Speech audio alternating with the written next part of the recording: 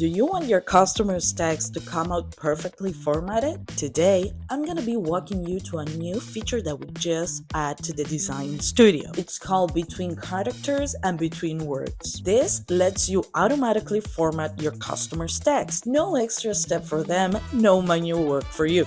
Let's jump right into it. Open your text element, go to Advanced, and you will see two new options: Between Characters and Between Words. Between Characters lets you set a fixed symbol or a letter that gets automatically inserted between every single character your customer types. Now, let's take a look at Between Words. It's the same idea, but instead of inserting a symbol between every character, it inserts between every word. I will type, for example, a couple of names, and you will see how in between each name a heart is inserted automatically. And there it is. In between each name, there is a heart perfectly separated automatically every single time. Once your design is set up, you can apply it to pretty much any product, whether it's a print-on-demand item or one of your own. But here is the part I really want to show you. This is what it looks like once it's live on your store.